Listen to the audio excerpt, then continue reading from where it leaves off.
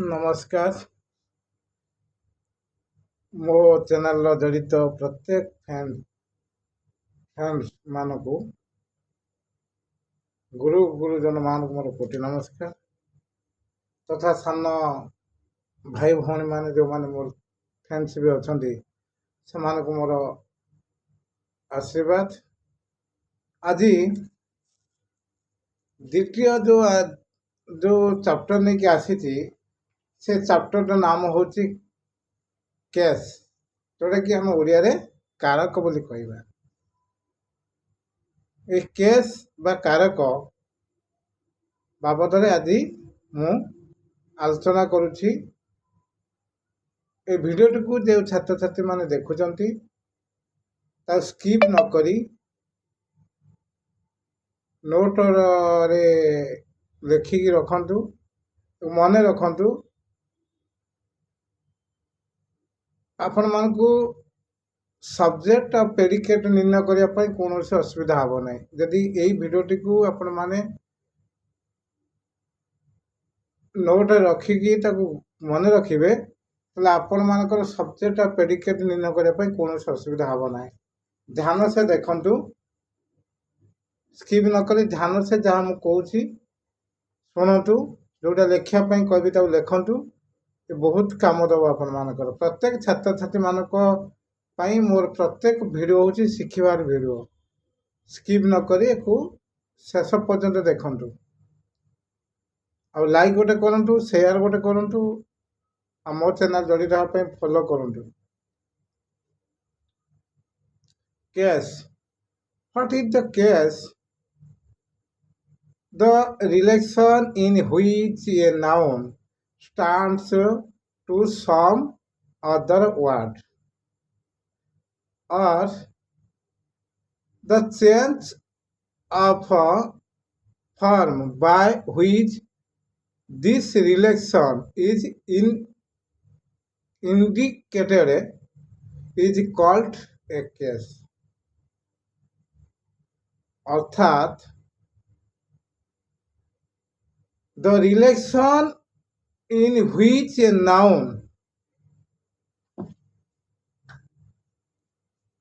संपर्क विशेष्य गोटे स्टैंड आपण मान कहवा कथा हूँ कौन ना the relation in which a noun stands to some other word. गोटे सेंटेंस बा गोटे वाक्य आम जो लिखुंट से वाक्य रे जो शब्द गुड़ी को नौकरी से शब्द मान सहित नाउन बा विशेष्यर किभली संपर्क रही निर्णय करवा हूँ केस बा कारक। ए केस क्या कहती ना the relation in which a noun stand to some other word or the change of form by which this relation is indicated is called the case. तेणु वाक्य रे शब्द मानक सहित विशेषर संयोग को आम केस बा कारक बोली कहती। There are three cases in English language. इंग्राजी भाषा रे ओडिया भाषा रे ए कारक बा केस बा कारक तीन प्रकार। पॉइंट वन नोटिवेटिव केस,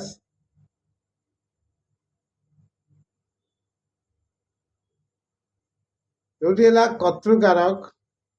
दुई रे ऑब्जेक्टिव केस कर्म कारक। पॉसेसिव केस संबोध कारक। Nominative case कर्तृकारक।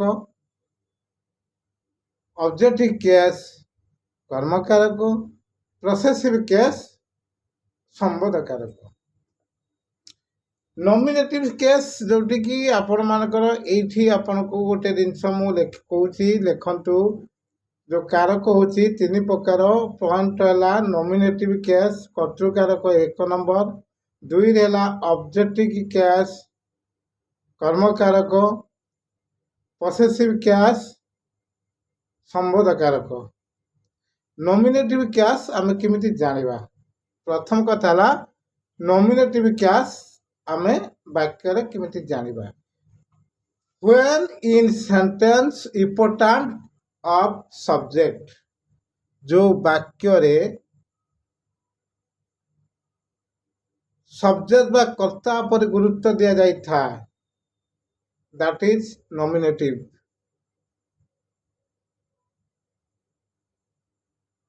বা କର୍ତ୍ତୃକାରକ, ଯୋଉଟା ଯେ କରେ, ଯେ କାମଟାକୁ କରେ ତାପରେ ଯଦି ଇମ୍ପୋର୍ଟାଣ୍ଟ ଥାଏ ବା ଗୁରୁତ୍ୱ ଥାଏ ତାକୁ କହିବା ଆମେ ନୋମିନେଟିଭ୍ କେସ୍ ବା କର୍ତ୍ତୃକାରକ। ଏଇଠି ଗୋଟେ କଥା ମୁଁ ଆପଣମାନଙ୍କୁ ମନେ ପକାଉଛି, ପୂର୍ବ ଅଧ୍ୟାୟରେ ମୁଁ କହିଛି, ତଥାପି ଆଉ ଥରେ ମୁଁ କହିଦେଉଛି। ଗୋଟେ ବାକ୍ୟ ଗଠନ କରିବାକୁ ହେଲେ ବା ଗୋଟେ ସେଣ୍ଟେନ୍ସ ତିଆରି କରିବା ପାଇଁ ହେଲେ ଆମକୁ କେତେ ଗୁଡ଼ିଏ ଶବ୍ଦ ନେବାକୁ ପଡ଼େ। ସେଇ ଶବ୍ଦ ଗୁଡ଼ିକ ହେଉଛି 5 ପ୍ରକାର। ପୂର୍ବ ଅଧ୍ୟାୟରେ ମୁଁ କହିଛି, ଯେଉଁମାନେ ପୂର୍ବ ଭିଡ଼ିଓ ଦେଖୁଥିବେ ସେମାନେ ବି ଜାଣିପାରିବେ। ତଥାପି ମୁଁ ଆଉ ଥରେ ମନେ ପକାଇ ଦେଉଛି, ଯେଉଁ 5 ପ୍ରକାର ଶବ୍ଦ ଆମର ରହିଛି ବା 5 ପ୍ରକାର ୱାର୍ଡ଼କୁ ନେଇକି ଆମେ ଗୋଟେ ବାକ୍ୟ ଗଠନ କରିବା, ସେ 5 ପ୍ରକାର ୱାର୍ଡ଼ ହେଉଛି କ'ଣ କ'ଣ? ପ୍ରଥମ ହେଉଛି ନାମିଂ ୱାର୍ଡ଼, ଦ୍ୱିତୀୟ ହେଲା ଡୁଇଂ ୱାର୍ଡ଼, ତୃତୀୟ ହେଲା ଆକ୍ସନ୍ ୱାର୍ଡ଼, ଚତୁର୍ଥ ହେଲା ଡେସ୍କ୍ରାଇବ୍ ୱାର୍ଡ଼, ପଞ୍ଚମ ହେଲା ପୋଜିସନ୍ ୱାର୍ଡ଼।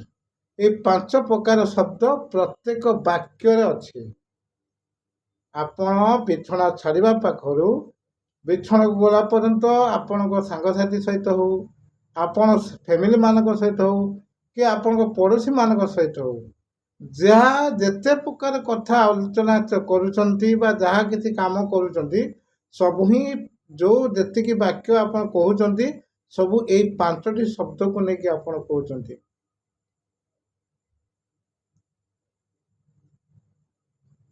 ତେଣୁ ନୋମିନେଟିଭ୍ କ୍ୟାସ୍ ବା କର୍ତ୍ତୃକାରକ, ଯେଉଁଟାକି ଆମର ଗୁରୁତ୍ୱ ରହିଥାଏ ସବଜେକ୍ଟ ବା ଯିଏ କରେ କାମଟାକୁ, ଯିଏ କରେ ତାରି ଉପରେ ଯେଉଁ ବାକ୍ୟରେ ଗୁରୁତ୍ୱ ରୁହେ ତାକୁ ଆମେ କହିବା nominative case. Suppose Ram reads, Ram ପଢ଼େ, ରାମ ରିଡ୍ସ ରାମ ପଢ଼େ। ମଦର କୁକ୍ସ, ମା ରୋଷେଇ କରନ୍ତି। ଦ ଟିଚର ଟିଚ୍, ଶିକ୍ଷକ ପଢ଼ାନ୍ତି। ଏ 3ଟି ବାକ୍ୟରେ ଦେଖନ୍ତୁ ଯେ କି ଆମର ପ୍ରଥମ ବାକ୍ୟ ହେଲା ରାମ ରିଡ୍ସ, ରାମ ପଢ଼େ, ରାମ ପଢ଼ୁଛି, ତେଣୁ ରାମ ଏଠି ଗୁରୁତ୍ୱ ରହୁଛି ରାମ ଉପରେ। ଦ୍ୱିତୀୟ ବାକ୍ୟ ମଦର କୁକ୍ସ, ମା ରୋଷେଇ କରନ୍ତି। ଦ ଟିଚର ଟିଚ୍, ଶିକ୍ଷକ ପଢ଼ାନ୍ତି। ତାହେଲେ 3ଟି ବାକ୍ୟରେ ରାମ, ମଦର ଓ ଟିଚର 3ଟା ଉପରେ ଗୁରୁତ୍ୱ ରହୁଛି। ତେଣୁ ଇଏ ହେଉଛି ନୋମିନେଟିଭ୍ କ୍ୟାସ୍ ବା ସବଜେକ୍ଟ ଉପରେ ବା କର୍ତ୍ତା ଉପରେ ଗୁରୁତ୍ୱ ରହିଥିବାରୁ ଏକୁ ନୋମିନେଟିଭ୍ କ୍ୟାସ୍ କୁହନ୍ତି। ଇଏ ମଧ୍ୟ ଯଦି ଆମେ ଭାର ଉପରକୁ ଯିବା ବା କ୍ରିୟା ଉପରେ ବା ଭାର ବା କ୍ରିୟା ଉପରକୁ ଆମେ ଯଦି ଆଲୋଚନା କରିବା, ତାହେଲେ ଏଇ ଭାର୍ବର ସବଜେକ୍ଟ ରୂପ ନେଇଥାଏ ନୋମିନେଟିଭ୍ କ୍ୟାସ୍। ମୁଁ ଆଗାମୀ ଅଧ୍ୟାୟକୁ ଯେତେବେଳେ ଭାର ବୁଝେଇବି ସେଠି ଆଲୋଚନା କରିବି। ତେଣୁ ଏଇଠି ମନେ ରଖନ୍ତୁ, ନୋମିନେଟିଭ୍ କ୍ୟାସ୍ର ଯେଉଁ ସବଜେକ୍ଟ ଉପରେ ଗୁରୁତ୍ୱ ରହୁଛି, ଯଦି ଆମେ ଏକୁ ଭାର୍ବ ଉପରକୁ ନେବା ତାହେଲେ ସବଜେକ୍ଟର କାମ କରିବ।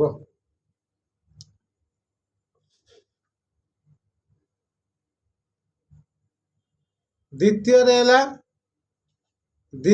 ହେଲା ଯେ ଅବଜେକ୍ଟିଭ୍ କ୍ୟାସ୍। এই অবজেক্টিভ କ୍ୟାସ୍ ମାନେ ହେଉଛି 5 ପ୍ରକାରର ସୂଚନା ଦେଇଥାଏ। ଏ 5 ପ୍ରକାର ଅଙ୍କେ ନୋଟ୍ କରନ୍ତୁ। ପ୍ରଥମ ହେଲା କର୍ମ, ଦ୍ୱିତୀୟ ହେଲା କରଣ, ତୃତୀୟ ହେଲା ସମ୍ପ୍ରଦାନ, ଚତୁର୍ଥ ହେଲା ଅପାଦାନ, ପଞ୍ଚମ ହେଲା ଅଧିକାରଣ। ଏ ବାବଦରେ ମୁଁ ଆଗକୁ ଆଲୋଚନା କରିବି। ଏ ବାବଦରେ ଆଗକୁ ମୁଁ ଆଲୋଚନା କରିବି, କିନ୍ତୁ ଏଠି ନୋଟ୍ କରି ରଖିଥାନ୍ତୁ। ତାପରେ ଆସିଲେ ଆପଣଙ୍କର ଯେ ପସେସିଭ୍ କ୍ୟାସ୍।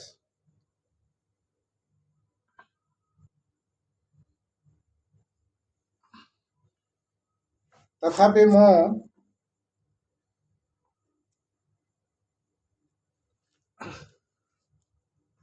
ଅବଜେକ୍ଟିଭ କ୍ୟାସ୍ର କର୍ମ ପଏଣ୍ଟଟାକୁ ମୁଁ କହୁଛି ଯେ ଅବଜେକ୍ଟିଭ କେମିତି ଆମେ ବାହାର କରିବା ନା ସପୋଜ ଗୋଟେ ବାକ୍ୟ ମୁଁ ଆପଣମାନଙ୍କୁ କହୁଛି ରାମ ରିଡ୍ସ ଏ ବୁକ୍। ଆମେ ଏଠି ଅବଜେକ୍ଟିଭ କେସ୍ କେମିତି ଜାଣିବା? ତେଣୁ ଏଠି କର୍ମ ଅବଜେକ୍ଟିଭ ଅର୍ଥ କର୍ତ୍ତା କର୍ମକାରକ ଯିଏ କରେ, ଯେଉଁ କାମଟା କରେ ସେଟା କର୍ମକାରକ, ଯେଉଁ କାମଟାକୁ ସେ କଲା ସେଇଟାକୁ ଆମେ ଏଠି ନିର୍ଣ୍ଣୟ କରିବା। ତେଣୁ ରାମ ରିଡ୍ସ ଏ ବୁକ୍। ରାମ ପଢ଼ୁଛି କ'ଣ? ବହି। ବହି ହେଲା ତାର ଅବଜେକ୍ଟିଭ, ବହି ପଢ଼ୁଛି। ଏଠି କର୍ମକାରକ ଯେଉଁଟାକି କର୍ମ ଆସିଲା, କର୍ମକାରକ ବା ଯେଉଁଟା ଅବଜେକ୍ଟିଭର କର୍ମ ଫର୍ମ। ଦ୍ୱିତୀୟରେ ହେଲା କରଣ। କରଣ ଗୋଟେ ବାକ୍ୟରେ ମୁଁ କହୁଛି ହି ବିଟ୍ ମି ୱିଥ୍ ଏ କେନ୍। ବେତ ଦ୍ୱାରା ମୋତେ ସିଏ ପିଟିଲେ। କେନ୍, ୱିଥ୍ କେନ୍ বা ବାଇ କେନ୍। ବେତ ଦ୍ୱାରା ମୋତେ ପିଟିଲେ, ବେତ ସହିତ ମୋତେ ପିଟିଲେ। ତେଣୁ ଏଠି ପ୍ରିପୋଜିସନ୍ ବାଇ ଦ୍ୱାରା ମୋତେ ପିଟିଲେ। ତେଣୁ କେନ୍ ଏଠି କରଣ। ସମ୍ପ୍ରଦାନ।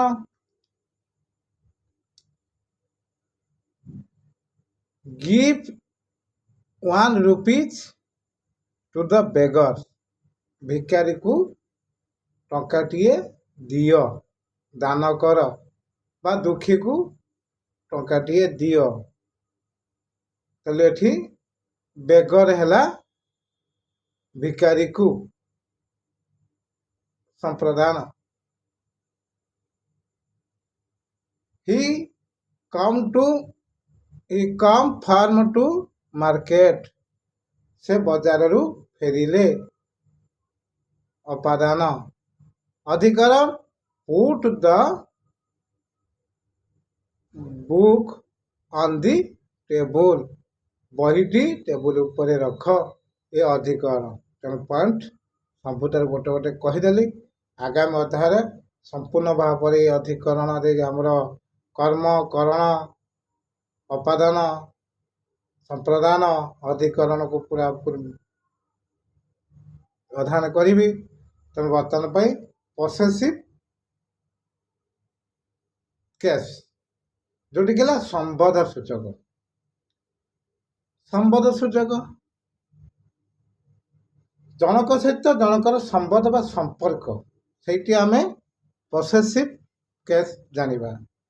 ଯେଉଁଟାକି ମୁଁ ଆପଣମାନଙ୍କୁ କହିଥିଲି ଗୋଟେ ଜିନିଷ ମନେ ରଖିବେ, ସମ୍ବନ୍ଧ ଯାହା ସହିତ ଯେଉଁଟା ସୃଷ୍ଟି କରେ ପସେସିଭ ଟାଉନ୍ ହେବ। ମନେକର ଗୋଟେ ବାକ୍ୟ ମୁଁ କହୁଛି ସି ଇଜ୍ ମାଇ ମଦର ବା ସି ଇଜ୍ ମାଇ ସିଷ୍ଟର। ସେ କିଏ ମୁଁ ଚିହ୍ନିନି। ଏ ବାକ୍ୟରେ କିଏ କିଏ ରହୁଛନ୍ତି ଦେଖନ୍ତୁ। ଗୋଟେ ବାକ୍ୟରେ ସି ଇଜ୍ ମାଇ ସିଷ୍ଟର। ତେଣୁ ସି ଗୋଟିଏ ଶବ୍ଦ ଅଛି, ଇଜ୍ ମଧ୍ୟ ଗୋଟେ ଶବ୍ଦ ଅଛି, ମାଇ ଗୋଟେ ଶବ୍ଦ ଅଛି, ସିଷ୍ଟର ଗୋଟେ ଶବ୍ଦ ଅଛି। ତେଣୁ ଏଠି ଆମର ନାଉନକୁ ଯୋଡ଼ିବା ବା ନାଉନ ସହିତ ସମ୍ପର୍କ ସୃଷ୍ଟି କରିବା। ଏଠି ନାଉନ କିଏ ବା ବିଶେଷ କିଏ? ମୁଁ ତମକୁ କହିଥିଲି ମନେ ପକାନ୍ତୁ ନାଉନକୁ, ଯେଉଁଠିକି ଆମର ନାଉନ ଏ ବାକ୍ୟର କିଏ, କାହାକୁ ଆମେ ନାଉନ ବୋଲି ଧରିବା? ନାଉନ ହେଉଛି ସିଷ୍ଟର। ସିଷ୍ଟରକୁ ଆମ ସହିତ ସି ସହିତ ସମ୍ପର୍କ ସୃଷ୍ଟି କରାଉଛି। ତେଣୁ କିଏ ସୃଷ୍ଟି କରାଇଲା? ନା ଏଠି ମାଇ ସୃଷ୍ଟି କରାଉଛି। She is my sister. ମାଇଟା ହେଲା ଯେଉଁଟାକି ଆମର ପସେସିଭର ଆଡଜେକ୍ଟିଭ, ତୁଳନାତ୍ମକ, ତୁଳନା କରିବା, ଚିହ୍ନେଇବା, ସଂକେତ ଦେବା, ଏସବୁ ୱାର୍ଡ଼କୁ ଆମେ ପ୍ରୟୋଗ ଏଠି କରିପାରିବା। ତେଣୁ ଆମକୁ ସେ ଚିହ୍ନେଇଲା ଯେ ସେ ମୋର ଭଉଣୀ ବା she is my sister. My sister, ମାଇଟି କେଉଁଠି ଆସିଲା? ତେଣୁ ପସେସିଭ ଯଦି ଆମେ ନୋମିନେଟିଭ କେସ୍କୁ ଧରିବା ଆଇ, ताले आई रो आसीबो प्रोसेसिव एडजेक्टिव होची माई प्रोसेसिव प्रोनाउन हैला माइन आ ऑब्जेक्टिव हैला मी आई माई माइन मी उई रो आसीबो उई आंभे आवर आंबर आवास आम मानकर अस आम समस्तंकर यू जति आसे you your yours you he आसिले he his his his it it आज्ञा पॉसेसिव प्रोनाउन नहीं तो लास्ट को जो ऑब्जेक्ट हो it their they their theirs them ये जिनस गुड़ी को मन रखु जदि आपण मानक ये जिनस भल लगुच जदि आपण मान भल लगुच गोटे लाइक करूँ आदि आपण मानकर किसी बुझीबार था ये विषय आपण कमेंट माध्यम मो सहित जोगाजोग रखु